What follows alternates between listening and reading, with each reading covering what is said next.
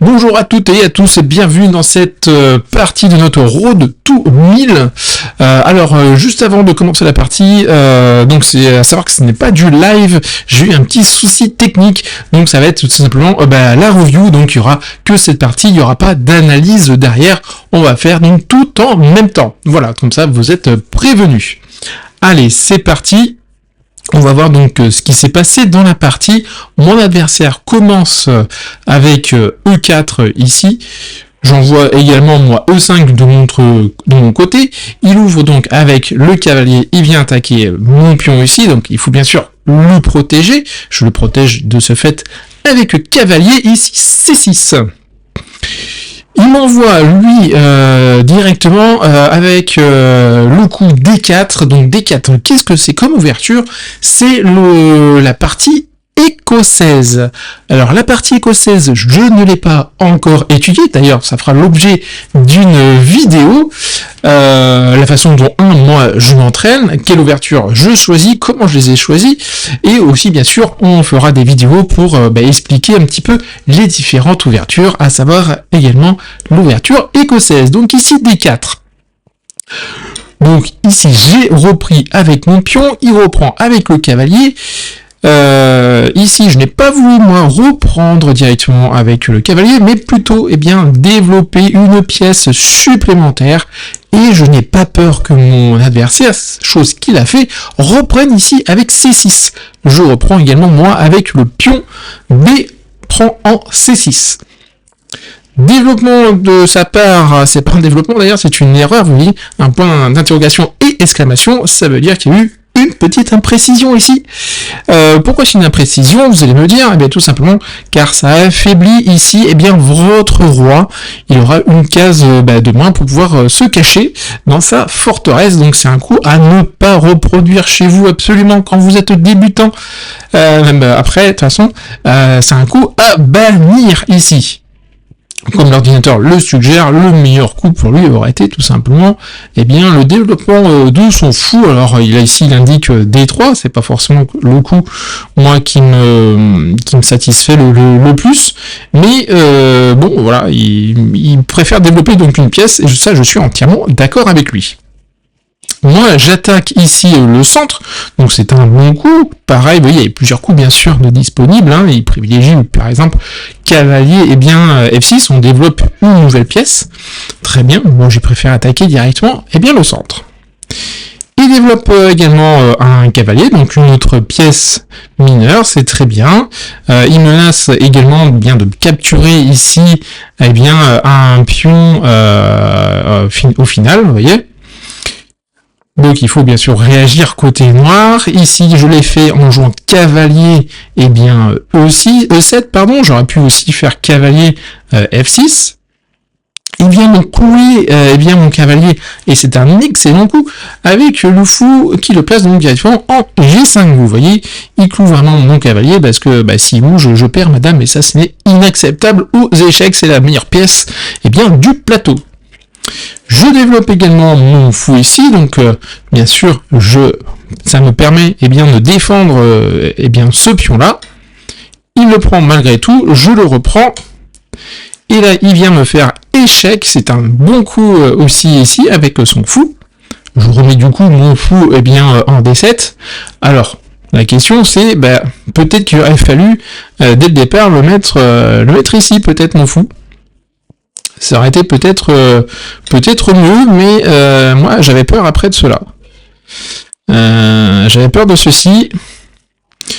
Peut-être que je n'aurais pas dû avoir peur, parce qu'après j'ai soit ici la colonne est bien ouverte pour ma tour, donc je gagne un temps dessus. Je peux aussi faire le petit roc et tout va bien. Là j'ai pas de souci, il peut pas bien sûr reprendre parce que j'ai le fou. Donc il n'y aurait aucun problème avec ça. Donc ma question c'est est-ce que finalement fou E6 était bien?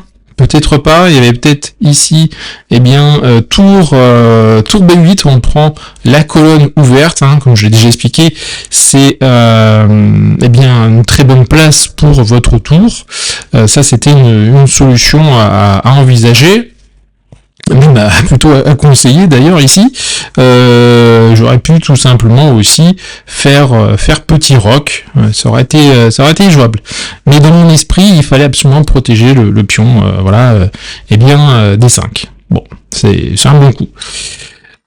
Hop, on continue. Voilà, donc là je bloque la menace de son fou. Il développe, vous voyez, eh bien sa reine maintenant, donc il vise eh bien mon roi, hein, tout simplement. Donc ça peut mal se passer pour moi, donc c'est un signal faible ici, donc il faut que bien sûr que je réagisse, chose que je fais avec C6.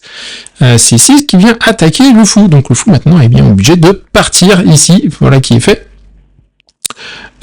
Comment j'ai continué après? Donc j'ai fait petit roc ici, et là il le prend. Là donc là c'est une erreur. Pourquoi a-t-il pris, il a mieux fait par exemple de faire le grand roc ici? Il peut pas faire le petit roc, hein, parce que eh bien du fait qu'il aille avancer son pion, ça affaiblit, et de toute façon, regardez, il y a mon autre fou de case noire qui vient contrôler eh bien toute cette diagonale, donc bien entendu, il ne peut pas. Donc la seule possibilité pour lui, et de toute façon par rapport à cette configuration, hein, ça aurait été de faire eh bien le grand roc. Regardez, il y a déjà eh bien le cavalier d'installer, il a ses 3 pions, donc il aurait été dans sa forteresse, il aurait été très très bien protégé, malgré le fait qu'il y ait la tour ici en B8 qui peut s'installer et poser par la suite quelques petits problèmes. Mais ça aurait été un moindre mal. Donc ici, sacrifier son fou pour un cavalier, c'est pas forcément des plus judicieux, parce que le fou est considéré un petit peu meilleur que le cavalier. On aime bien conserver donc nos fous. Donc là il fait le grand roc, et ça c'est un très très bon coup ici, c'est bien trouvé de la part de mon adversaire. E8 ici, donc on va mettre eh bien notre tour sur la colonne ouverte, donc ça c'est déjà un premier point, et en plus regardez, on met notre tour en face de la dame, donc ça c'est très important de pouvoir eh bien créer comme ça des menaces. Il joue donc lui eh bien tour eh bien E1, il n'a pas vu la menace qui allait se profiler. Est-ce que vous avez vu cette menace? Je vous invite à mettre pause ici pour trouver le prochain coup, je dirais, gagnant de la partie. Est-ce que vous l'avez trouvé? Allez-y, je vous laisse quelques instants. D'ailleurs, vous avez mis la vidéo en pause. Eh bien, regardez, ce que moi j'ai joué, c'était une erreur. Alors, regardez bien la pendule, hein, 12 minutes et 47 secondes. J'ai joué ce coup en 4 secondes, donc retenez bien ça. Déjà, jouer A5 ici, la dame A5, c'est une erreur monumentale. Je devrais arrêter en fait la partie, tellement que ce coup était mauvais. Et jouer d'autant plus eh bien en 4 secondes, mais c'est à bannir, c'est à proscrire. D'ailleurs c'est ce que j'enseigne directement bien à tous mes élèves. Donc bravo Mickaël, tu ne respectes pas ce que tu dis. Donc c'est vraiment des choses à noter noir sur blanc pour s'en souvenir. Ici, hop, les mains dans les poches. On ne touche pas sa souris, c'est ce que je dis souvent. Donc ici, le meilleur coup qui met fin à la partie, je ne sais pas si vous l'aviez trouvé chez vous, eh bien il s'agit de fou G5, on vient faire échec et attaque à la découverte. Regardez la tour qui vise la dame, c'est rideau, parce que après, eh bien le roi ici en B1, eh bien, bien sûr, on capture la dame, la partie, ça y est finie. Au revoir monsieur. Merci d'être venu. D'autant plus que c'est un peu ridicule de ma part, il faut l'avouer, c'est même un peu vraiment très très ridicule. J'avais joué justement, eh bien, E8, je vous ai expliqué justement pourquoi j'avais joué E8, c'était pour attaquer la dame, hein, me mettre en face de la dame, pardon, et après, qu'est-ce que j'ai fait? J'ai pas du tout respecté mon plan. Donc ça, c'est vraiment une erreur. Continuons. Mon adversaire, ok, il est gentil, il me dit t'as oublié de prendre ma dame. Attends, je vais te la donner la dame. Ben merci, je prends bien sûr la dame. Ça va de soit. Ok, alors là, pareil, Ici, je suis bien sûr obligé de défendre mon fou. Je ne peux pas partir pour l'instant mon fou parce que j'ai aussi le pion qui est menacé par le fou de case blanche de mon adversaire. Donc je protège mon fou, jusqu'à là ça va. Et alors là, attention, bon, même si c'est une imprécision de la part de l'ordinateur ici, ça ça peut poser quelques problèmes. Est-ce que vous voyez le problème que ça peut poser si par exemple, je sais pas, je joue un coup purement au hasard, un coup à 6 ici, ça peut être très très dangereux parce que après, regardez, tour prend en D7. Si jamais, oui, mais un petit point d'interrogation, ça fait toujours plaisir à voir. Si jamais la tour, on reprend la tour, qu'est-ce qui se passe? Il y a échec et mat ici, donc il fallait absolument pas que je tombe dans ce piège-là. Donc c'est pour ça, attention, quand on double comme ça les tours sur une même colonne, c'est très dangereux ici.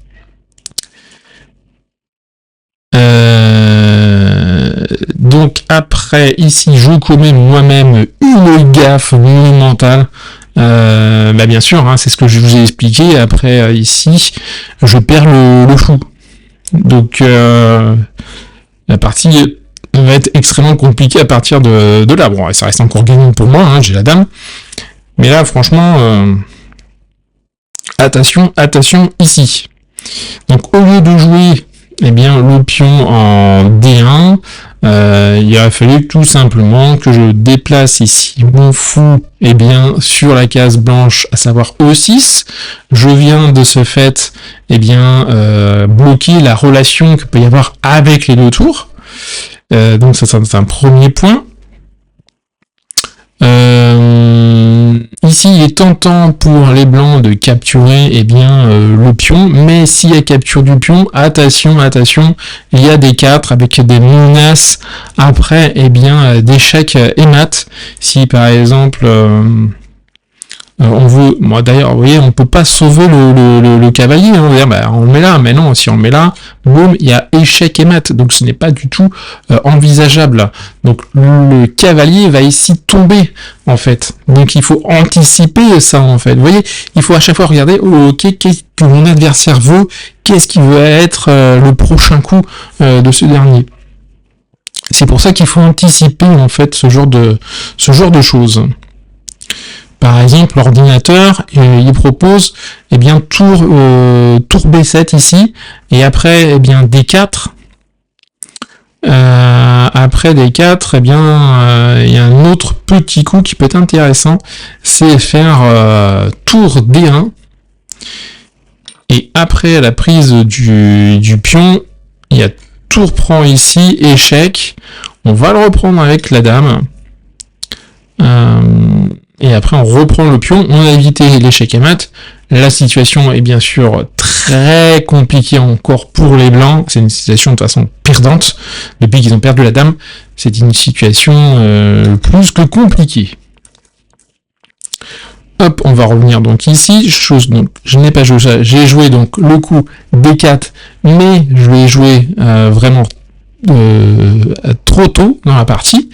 Mon adversaire quand même fait la boulette lui aussi de jouer donc cavalier E4 au lieu de tout simplement qu'on a vu de prendre le fou. Donc il joue cavalier E4 et ici il y a mat, il y a encore un mat en un coup. Est-ce que vous allez trouver ce mat là qui met vraiment fin à la partie sans discussion possible? Je vous invite de nouveau à mettre pause sur cette vidéo. Vous l'avez trouvé très bien. Effectivement, il s'agissait de dame, prend en E1, échec et mat. Il n'y a plus du tout de possibilité pour le roi. Mais ce n'est pas ce qui s'est passé dans la partie. Et non, je n'étais pas réveillé, encore une fois. Mais c'est pas une question d'être réveillé ou d'être bon ou mauvais. Non, ça n'a rien à voir avec tout ça. Vous savez ce que c'est? C'est le fait, c'est ça, c'est la petite main qui est sur la souris, ou le trackpad, concernant mon cas. Regardez. J'ai 11 027 à la pendule, et j'ai joué le coup en 2 secondes. En 2 secondes, vous vous rendez compte, en 2 secondes. Donc c'est encore une fois une faute ici de ma part. Je sais pas pourquoi, qu'est-ce qui m'a pris de jouer aussi rapidement, quelle pression j'avais aucune pression là-dessus, si ce n'est peut-être le résultat. Mais voilà, c'est assez ridicule. Mon adversaire joue cavalier G5. Je protège ici le pion donc avec C5. il me capture un pion, il attaque en plus de ça, donc, eh bien, ma tour, pardon. Ici, je le mets sur la case E8, je veux, eh bien, enlever quelques défenseurs, quelques pièces de mon adversaire. Il choisit de faire cavalier ici D6, c'est une imprécision. Il a mieux fait de jouer un autre coup, pardon, peut-être chasser madame, qui sait, ou un tout autre coup, ou bien directement, eh bien, qu'est-ce qu'il aurait pu faire d'autre, mis à part ça? Qu'est-ce qu'il aurait pu faire d'autre ici? Qu'est-ce qu'il aurait pu faire? Eh bien, capturer, tout simplement, oui, c'est que capturer la tour, hein. Il aurait pu faire ça. Ici, moi, je capture la tour, il me recapture. Ici, je mets madame, eh bien, en C6, j'attaque, eh bien, le cavalier. Vous voyez, c'est une imprécision de ma part. J'aurais mieux fait, je l'avais pensé, mais j'ai pensé que c'était pas bon, j'ai pensé d'avoir pensé faire tout simplement, ici, D3. Je voyais pas trop à quoi ça pouvait me servir ici. Voyons voir. Oui, c'était ça la tactique à trouver. Regardez, c'est magnifique. On fait échec et en plus on récupère après du matériel. C'était vraiment magnifique. Une belle combinaison ici. Alors bien évidemment, comme vous le voyez, on est obligé de reprendre parce que sinon il y a la dame qui arrive et qui va faire le baiser de la mort. Donc la partie est finie. Donc grâce à ça, je fais échec et je récupère le cavalier, pardon, et la partie pareil est finie. Mais ce n'est pas donc ce qui s'est passé. Mais ici, j'ai pas vu cette tactique. Et encore une fois, par contre, j'ai pris un peu plus de temps, mais pas assez. Sachant qu'on est en finale, j'aurais pu prendre plus de temps pour trouver cette tactique. Donc je m'en veux énormément. Donc il enlève donc ici le cavalier, je mets mon fou, ma stratégie est simple, c'est je veux éliminer en fait eh bien toutes ces pièces et pouvoir le mater un peu plus facilement et tranquillement. Donc c'est ce que je fais, je prends du matériel. Ici, je mets donc, eh bien, madame, j'attaque j'attaque la tour et je m'ouvre la colonne pour pouvoir agresser, eh bien, le roi. Chose que je fais ici, le roi bouge parce qu'il n'y a pas d'autre façon. Hein. Si on vient, eh bien, en arrière, il y a bien sûr échec et mat. Donc c'est pas possible. Il se déplace donc en D1, je capture, je remets encore en échec ici.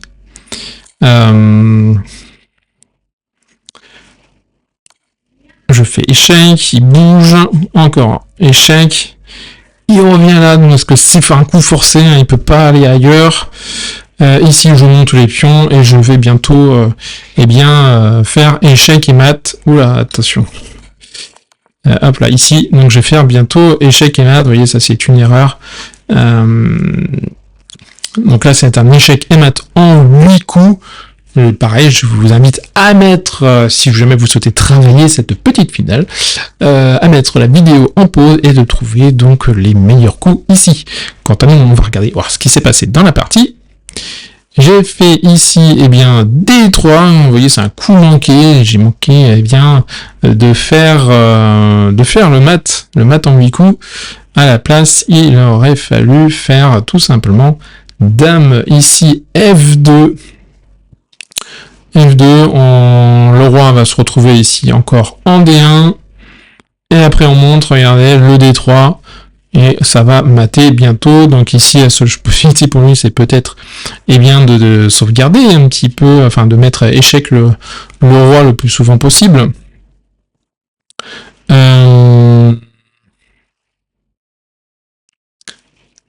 Tour à 7.